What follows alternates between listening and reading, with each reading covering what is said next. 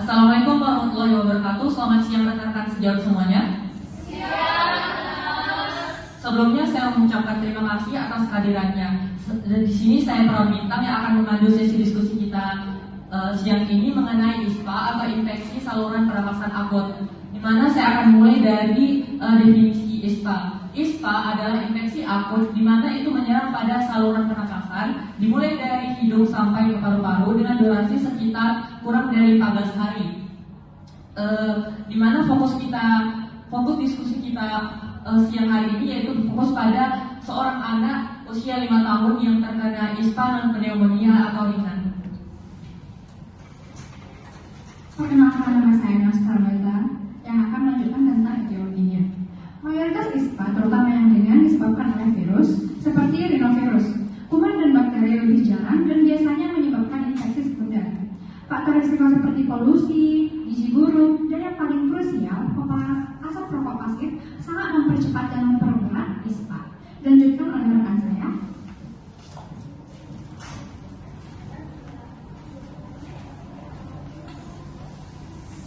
Perkenalkan, nama saya Nurse Angelica. Di sini saya akan menjelaskan bagian manifestasi klinis atau gejala yang timbul pada ISPA.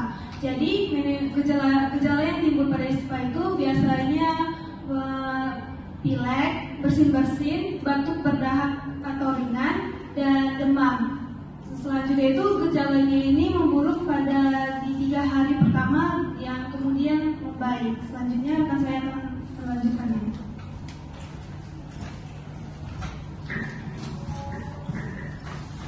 Melanjutkan tentang penata laksanaan atau tata laksana.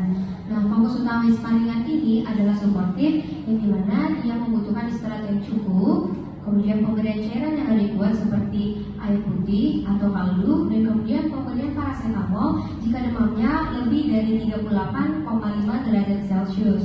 Nah, kemudian jika anak rewel juga. Kemudian penting dicatat, antibiotik tidak diberikan karena etiologi utamanya adalah virus. Selanjutnya akan dipaparkan oleh rekan saya.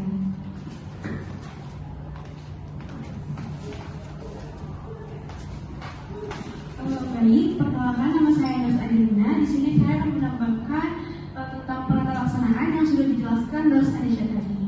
Jadi kita harus memberikan edukasi tentang pola makan sehat dan cara membersihkan hidung tersumbat. Contohnya itu dengan salin atau NaCl. Kemudian dalam hal pencegahan, kita harus mengedukasi kebersihan tangan dan menekankan kepada orang tua untuk memantau tanda bahaya seperti sesak napas, retraksi dinding dada, atau tidak mau minum agar segera kembali. Baik, saya kembalikan lagi kepada sebentar. Baik, terima kasih kepada rekan-rekan serta semuanya. Selanjutnya kita masuk ke dalam sesi diskusi, di mana kita sudah memiliki 8 orang peserta yang siap untuk berdiskusi. Jadi kepada nurse yang ingin bertanya, saya persilakan. Oke, Bu.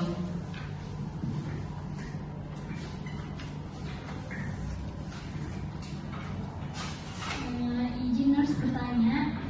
Tadi nurse Carmel bilang kalau penyebab ISPA itu karena adanya virus. Nah, jadi kenapa ada anak yang sakitnya bisa berat kali, kayak flu-nya itu parah? Terus apakah ada jenis virus-virus tertentu yang bisa bikin penyakitnya lebih parah? Terima kasih. Oke, pertanyaannya kami tampung dulu. Jadi untuk pertanyaan selanjutnya, apakah ada yang bertanya?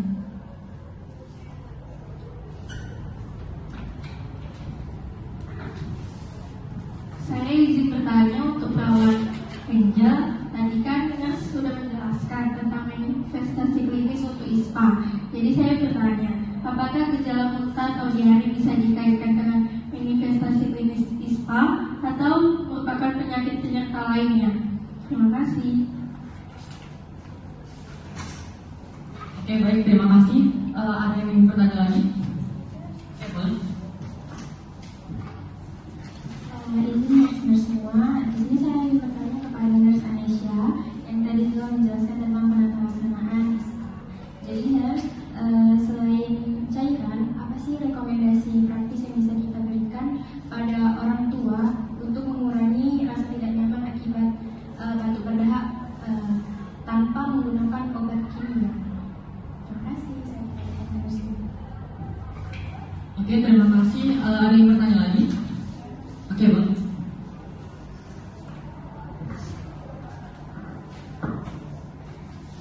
Baik, di sini saya akan bertanya kepada perawat Adel, bagaimana cara paling efektif untuk mengedukasi orang tua yang masih percaya bahwa jika anak tidak diberi antibiotik, penyakitnya tidak akan sembuh. Terima kasih. Terima kasih. Pertanyaan selanjutnya. Oke, baik. Di sini bertanya untuk perawat Kamel. Nah, ini kalau misalnya ISPA ini sering berulang, kita bisa anggap faktor etiologinya sudah mengarah ke alergi atau asma nggak, Mas, kira-kira? Terima kasih. Oke, terima kasih. Pertanyaan selanjutnya. Baik, di sini saya akan bertanya untuk Nurse Anisha, sampai kapan kita bisa mentoleransi demam pada ISPA ringan, batuk biasa dengan ISPA yang sudah berkomplikasi menjadi pneumonia? Terima kasih. Oke, pertanyaan selanjutnya. Di sini bertanya kepada Nurse Kamel, kira-kira ada nggak perbedaan khas bunyi pada bunyi batuk antara ISPA ringan dengan ISPA yang sudah komplikasi jadi pneumonia? Oke, baik. Pertanyaan selanjutnya. Baik, di sini saya ingin bertanya kepada Nurse Adel. Selain imunisasi dasar, apakah ada rekomendasi tambahan yang terbukti menurunkan insidensi atau keparahan ISPA pada anak? Terima kasih ya, Nurse. Oke, baik. Pertanyaan sangat komprehensif. Jadi kepada tim presenter, saya silakan untuk direspon.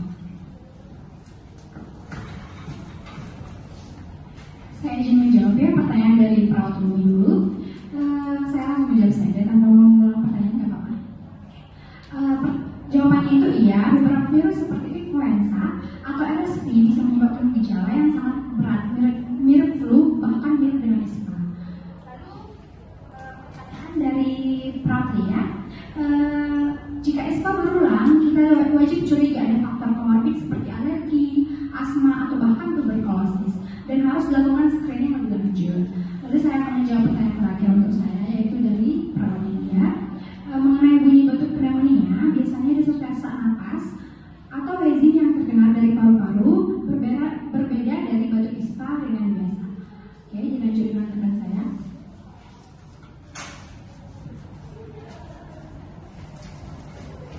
Selanjutnya saya akan menjawab pertanyaan dari Nurse Linda, yaitu pertanyaannya mengenai mual atau muntah itu termasuk manifestasi klinis ISPA. Jadi jawabannya itu iya ya, Nurse. Karena di beberapa gejala virus ISPA itu, terutama pada virus adenovirus dan coronavirus itu terkena gejala saluran pencernaan juga, yaitu muntah dan mual yang beriringan dengan gejala sistem pernapasannya. Sehingga mual dan muntah itu termasuk gejala atau manifestasi klinis dari ISPA ya, Nurse. Baik, selanjutnya akan dijelaskan oleh Nurse. Nah, di sini saya akan menjawab pertanyaan dari Nurse Asyifa. Saya konfirmasi pertanyaannya, rekomendasi praktis yang bisa diberikan kepada orang tua untuk mengurangi rasa tidak nyaman akibat batuk berdahak ya, Nurse. Nah, untuk batuk berdahak, rekomendasi terbaik adalah menghirup uap air hangat, misalnya dari baskom atau ketika mandi air hangat. Lalu boleh dengan pemberian madu jika anak sudah berusia lebih dari 1 tahun yang terbukti meredakan batuk. Apakah menjawab, Nurse? Nah, selanjutnya saya akan menjawab pertanyaan dari Nurse Nurul. Saya konfirmasi lagi ya, Nurse. Sampai kapan kita bisa mentoleransi demam pada ISPA sebelum kita harus curiga adanya infeksi sekunder bakteri atau pneumonia? Nah, kita perlu curiga infeksi bakteri jika demam tinggi itu lebih dari 39 derajat Celcius berlangsung lebih dari 3 hari atau selama 3 hari gejala tidak membaik malah semakin memburuk. Nah, apakah sudah menjawab, Nurse? Baik, pertanyaan selanjutnya akan dijawab oleh rekan saya.